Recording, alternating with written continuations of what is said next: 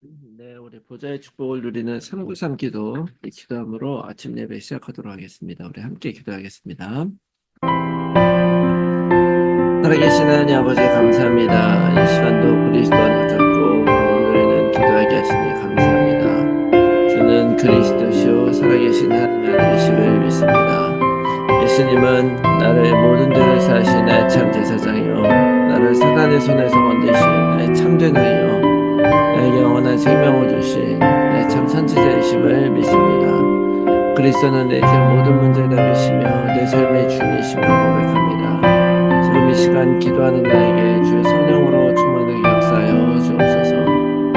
하나님, 지금 이 시간 성삼위 하나님께서 말씀으로 나의 삶 속에 성령 충만함과 오력을 더하여 주시옵소서. 말씀을 선포하시는 성부 하나님, 그 구원의 말씀을 성취하시는 성자 그리스도 예수님, 말씀으로 나와 함께 하시는 성령 하나님이 영력, 지력, 체력, 경제력, 인력으로 충만하게 하사 237 나라 5천 종족을 살리게 하옵소서. 하나님, 지금 이 시간 기도를 통하여 보좌의 축복 9가지가 나에게 되게 하여 주시옵소서.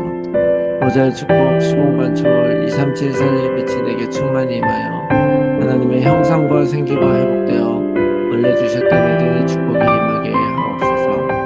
그래야 나와 교회와 현장에 전무후무한 응답을 주옵소서. 하나님, 지금 이 시간 보좌의 축복이 실현되어 3시대 살리는 축복의 증인이 되게 하옵소서. 오늘 생명력이 넘치는 강단 말씀이 선포되게 하셔서 목회자와 함께 교회를 살리게 하옵소서. 그 선포된 말씀을 붙잡은 중직자를 통해 교회와 현장과 산업이 살아나게 하옵소서. 그래야 렘넌트가 일어나 전 세계를 살리고 미래를 살리게 하옵소서. 오늘도 언약 잡고 기도하는 우리들에게 최고의 축복을 부어주시고 복을 볼 수 있는 영안과 믿음을 허락하여 주시옵소서. 하나님, 내 기도를 반드시 응답하시며 성령으로 역사하실 줄 믿습니다. 이 모든 말씀을 예수 그리스도의 이름으로 기도합니다. 아멘. 우리 찬송가 337장을 함께 찬송하겠습니다.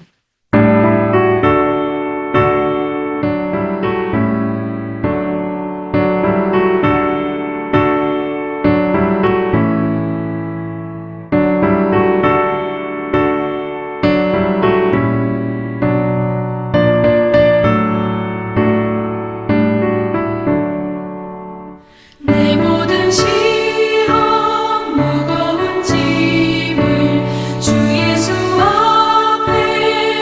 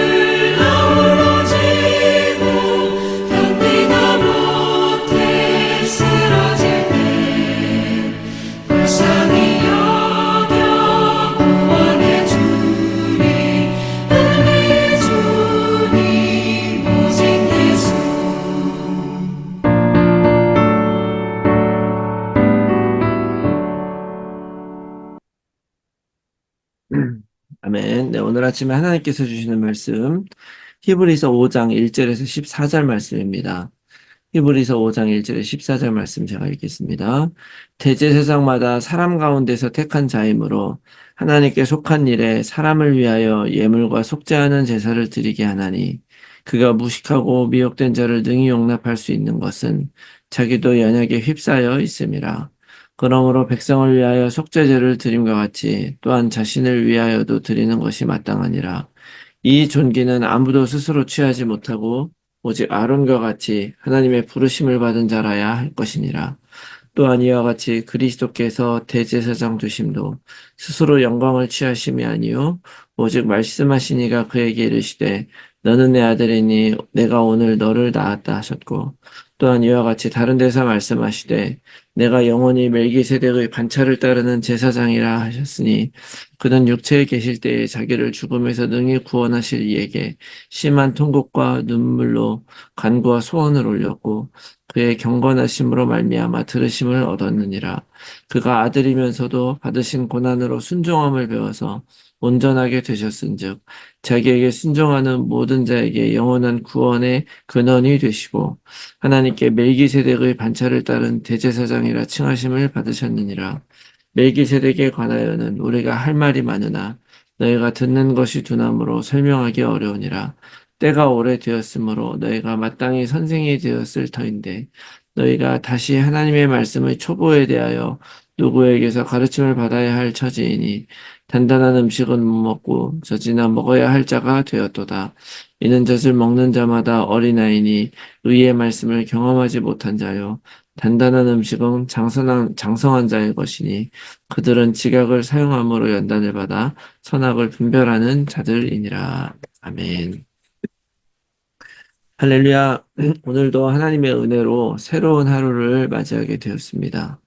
오늘 하나님께서 주신 오늘 하루는 여러분들이 사단의 시험에 속지 않고 오직 은혜와 찬송과 감사가 넘치는 그런 하루가 되시기를 바랍니다. 그렇게 살게 하려고 바로 예수님이 우리 위해 죽으셨고 친히 대제사장 되셨고 우리에게 구원을 주신 줄 믿습니다. 그런 의미에서 오늘도 고백하면서 시작하겠습니다. 예수님은 그리스도 모든 문제 해결자이시고 오늘도 우리와 함께 하시는 임마누엘 하나님이심을 믿습니다. 자, 오늘은 히브리서 5장 말씀을 우리가 보게 되는데요. 이 히브리서 5장에는 이제 특별히 두 가지의 이야기를 하고 있습니다.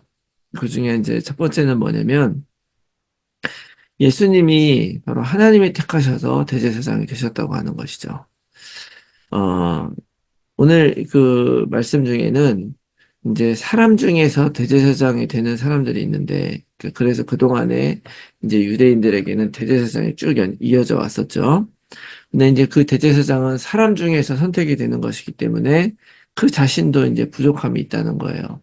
그 자신도 부족함이 있어서 자기 자신을 위해서도 희생제사를 드려야 되고, 또 다른 사람이 희생제사를 대신 이제 할 때, 그 사람의 어떤 부족함이나, 무식함이라고도 얘기를 하고 있는데, 이런 사람 미혹되는 것, 이런 부족한 것을 다 이해를 한다는 거죠.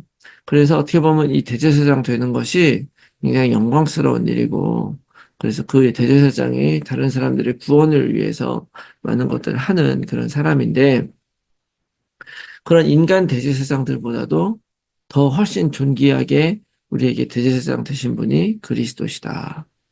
자, 이 얘기를 하고 있는 거예요.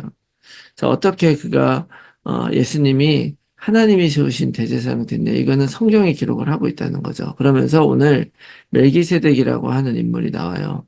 이 멜기세덱은 살렘 왕이라고 불리는 예루살렘의 왕이었죠. 그 아브라함 시대에 아브라함이 그 롯의 그 사촌 롯을 괴롭히던 그 가나안 그쪽 땅에 그 다섯 왕이 이제 괴롭히면서 쳐들어왔거든요. 그래서 자기 사병을 데리고서 가서 그들을 물리치게 됩니다. 물리치고 굉장히 탈진한 상태에서 집으로 돌아오고 있는 상태에서 그 살레망 멜기세덱이 아브라함에게 음식을 가져가서 그들에게 위로를 해줘요. 그러면서 하나님의 이름으로 이제 축복을 합니다. 아브라함을 축복을 하니까 아브라함이 그 살레망을 바라보면서 이분이 정말 하나님의 대제사장이다라고 인정을 하면서 또 자기가 가져온 전리품의 10분의 1을 드리게 되죠. 이제 그런 내용이 이제 창세기에 기록이 되어 있는데요. 자, 그런 멜기세덱에게 10분의 1을 드린 그것이 이제 첫 번째 10분의 1이 이제 성경에서 기록되고 있는 것인데, 시편 110편에는 오실 메시아에 대한 그 메시아 시가 기록이 되어 있어요. 근데 그 시에 보면은 뭐라고 되어 있냐면은 바로 오실 그리스도가 그 멜기세덱의 반차를 쫓은 영원한 제사장이다. 이렇게 말씀하셨다는 거죠. 생각해 보면 아브라함이 있었을 당시에 그 대제사장이라고 하는 직분이나 이런 것들이 사실 있었습니까? 그땐 이미 아직도 어, 이스라엘이라고 하는 민족이 아직 시작되기도 전이에요. 그러니까 원래 대제사장이라고 하는 직분은 광야에서 주어졌잖아요. 모세를 통해서. 근데 훨씬 더 이전에 바로 그 멜기세덱을 대제사장으로 얘기를 하고 또 그렇게 얘기한 것은 바로 아브라함이 하나님께서 세우신 그 사람을 알아봤다는 것이죠. 그런데 바로 그 계통 안에서 이 그 대제사장으로 예수님이 오셨다라고 하는 것을 또 하나님은 말씀을 통해서 우리에게 알려주시는 거죠. 그러니까 이 말씀은 무슨 얘기냐면 이스라엘 백성에게 조상이 누굽니까? 아브라함이죠. 아브라함의 그 후손들을 통해서 이스라엘이라고 하는 민족이 생기게 되었는데 그런 그 모세가 아니 그 아브라함이 그 조상이 바로 찬양을 하고 세워짐을 받았던 그 멜기세덱 그 멜기세덱의 반차를 쫓은 그 예수 그리스도가 진짜 제사장이 아니냐라는 얘기를 하고 있는 거예요. 그래서 그 예수님은 그런 하나님의 선택에 의해서 멜기세덱의 반차를 쫓은 대제사장이 되실 뿐만 아니라 그 예수님, 하나님께서 선택하신 그 대제사장의 일을 이루기 위해서 십자가에 달려 죽으시고 그 고통과 어려움 중에서도 오히려 하나님께 기도하고 그 고통을 이겨나감으로 인해서 결국에는 7절, 8절, 9절에 고난으로 순종함을 배워서 온전하게 되셨다. 그래서 자기에게 순종하는 모든 자에게 영원한 구원의 근본이 되셨다라고 기록을 하고 있는 것이죠. 우리는 예수님을 왕, 제사장, 선지자라고 믿고 우리가 복음을 전하잖아요. 그 예수님의 선지자 되심, 그래서 그분이 우리의 모든 죄의 문제를 해결하시고 우리를 구원하시는 참 그리스도가 되셨다고 하는 그 말씀의 근본이 그래서 히브리서에서 정확하게 나타나고 있는 거예요. 자, 그런데 이 말씀을 오늘 이 히브리서 이 수신자들에게 오늘 말씀을 하는 이유가 뭐겠습니까? 결국에는 많은 사람들은요, 하나님이 이 예수님을 그 대제사장으로 보내주신 이유는 뭐냐면, 이 대제사장을 통해서 바로 구원을 얻는 것이죠. 세상 말에 그런 게 있습니다. 달을 가리키고 있는 손가락이 있다면, 달을 봐야지 손가락을 보면 안 된다. 다시 말하면요, 바로 이 모든 것들은 뭐냐면, 하나님이 우리들에게 구원에 대한 이야기를 하고 계시는 거예요. 우리를 구원하시기 위해서 바로 예수님을 보내주시고 그분이 대제사장이 됐는데 지금 이스라엘 사람들, 그 유대인 중에서도 계심했었던 사람들이 지금 왜 다시 유대교로 돌아가려고 하느냐면 그들이 살아온 방식, 전통들로 돌아가는 거예요. 고난과 어려움이 오니까 그 고난과 어려움을 이기고 구원받게 하려고 그리스도를 보내주셨는데 그 그리스도를 따라가는 것이 아니라 그 달을 가리키는 손가락을 가리키는 거죠. 다시 말하면 예전에 이 대제사장이 있었고 율법을 따르고 하던 그런 살아온 방식들을 다시 따라가는 거예요. 그게 안전하다고 느끼는 거죠. 그렇지만 진짜 구원은 과거의 그런 것이 아니라 지금 예수 그리스도를 통해서 이루어졌다라고 하는 것을 얘기하는 것이죠. 우리도 살다 보면은요, 나에게 편한 것이 있고 나의 어떤 생각과 마음으로 나에게 살아온 방식이 고정되어 있는 방식들이 있어요. 사람들이 뭐 왕년에 뭐 이런 얘기들도 많이 하고 내가 옛날에 이런 얘기 많이 하잖아요. 왜냐면 그것이 내가 이룬 것이고 확신했었던 삶의 방식이기 때문에 그렇습니다. 그렇지만 그럼에도 불구하고 그런 내가 살아온 그런 과거에 성공했었던 것으로 내 인생이 구원받고 새로워지는 것이 아니라 무조건 하나님의 뜻과 하나님의 선택으로 되어진다. 구원은 하나님의 방식이다라고 하는 것을 기억하라고 하는 것입니다. 우리는 예수님을 참 제사장으로 믿죠.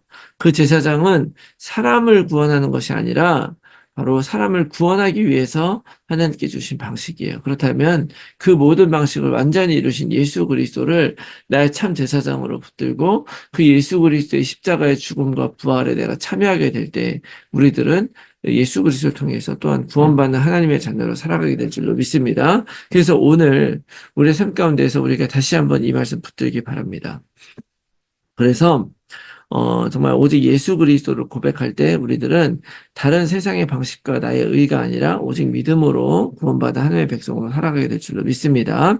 그리고 또 하나 여기서 얘기하는 것은 뭐냐면 이런 이야기를 하는데 12절 때가 오래되어서 너희가 마땅히 선생이 되어야 되는데 너희가 하나님의 말씀의 초보에 대해서 누구에게 가르침 받을 처지가 되니 안타깝다는 거죠. 사람이 신앙생활에 깊어지는 거죠. 신앙생활의 깊이가 복음과 말씀으로 깊어져야 되는데 종교로 방향을 잘못 잡으면요 전혀 깊어지지가 않고 고난과 문제가 있어도 이길 수 있으라고 입만을 주셨는데 오히려 고난과 어려움 때문에 무너지는 삶이 된다. 예전에 현장에서 만난 사람 중에 어떤 안수 집사님 오래 신앙생활했던 분이 부인이 갑자기 암에 걸려서 몇 달 만에 돌아가셨어요. 근데 그분이 자기는 더 이상 교회 안 다니겠다 그러시더라고요. 왜냐면 자기가 이렇게 하나님을 잘 따르고 했는데 어떻게 나의 사랑하는 부인을 금방 데려가시냐 그러면서 교회를 결국 떠나게 되는 거예요. 이게 참 안타까운 일이죠. 그 어린아이는 소화를 시키지 못하고 젖을 먹어야 돼요. 하지만 신앙이 깊어지고 어려운 일이, 시간이 가게 되면은요, 우리에게도 내성도 생기고 능력도 생겨야 되는 것이죠. 하나님은 그런 일들을 이겨나라고 복음을 주신 건데 오히려 그런 일들 속에서 여전히 어린아이처럼 조금이라도 어렵고 힘든 일이 생기면 넘어지는 우리들의 그런 부족함을 탓하고 있는 것입니다. 연단이라는 것은 반드시 고통을 수반하는 것이고요. 아무나 연단하지 않죠. 그 연단을 받을 만한 사람을 하나님이 연단하시는 줄 믿습니다. 오늘 우리들의 삶의 무게는요, 사실은 하나님이 우리 삶에 주시는 연단이다라고 생각하시고, 여러분, 우리가 더 깊은 인생을 사시기 바랍니다. 어떤 하나님께서 주시는 딱딱한 음식도 투정 부리지 않고 씹어 넘기고 하나님의 뜻을 알고 연단되어지기를 바라신다고 믿습니다. 그래서 오늘 우리가 예수가 그리스도 되심을 믿고 자꾸 종교와 행실과 도덕으로 돌아가려고 하는 우리 생각을 바꾸고 오직 그리스도의 은혜를 힘입어서 구원받는 하나님의 백성으로 살아가는 여러분들이 다 되시기를 예수 그리스도의 이름으로 축원합니다. 아멘. 제 말씀 붙들고 우리가 함께 나눌 기도의 제목은요. 오직 예수 그리스도를 통해서 우리에게 보여주신 길을 따르게 하시고 참 제사장 되신 그리스도를 통해 죄사함을 얻는 확신으로 승리하게 하여 주시옵소서. 나날이 더욱 그리스도를 의지하게 하시고 성숙하게 하셔서 하나님의 말씀을 따라 어떤 상황과 문제 속에서도 흔들리지 않고 넉넉히 이기는 나의 삶이 되게 하옵소서. 모든 성도들의 삶 현장에서 말씀 운동의 결실을 맺는 전도자로 살게 하여 주시옵소서. 우리의 자녀들을 오직 그리스도로 살게 하시고 237 서밋의 수자로 살아가게 하여 주시옵소서. 불신자 자녀 또는 가족들이 복음 안에 들어올 수 있도록 성령께서 역사하시고 하나님의 시간표가 이를 때까지 오직 약속 붙들고 기도하게 하여 주시옵소서. 몸이 아픈 분들이 여기까지 치유되어 힐링의 증인이 되게 하여 주시옵소서. 제124 말루티시 운동 안에서 영원한 응답을 받고 영적 유산을 후대에 남기는 삶이 되게 하옵소서. 내 현장과 상황 속에서 정확한 복음에 집중하면서 하나님이 주실 응답을 기다리며 날마다 언약 안에서 걸어가게 하옵소서. 지속될 삶의 캠프를 통해서 성경적 전도운동에 응답을 받게 해주시옵소서. 위에서 기도해 주시고 오늘 하루도 승리한 하루가 되시기 바랍니다. 우리 함께 기도하겠습니다.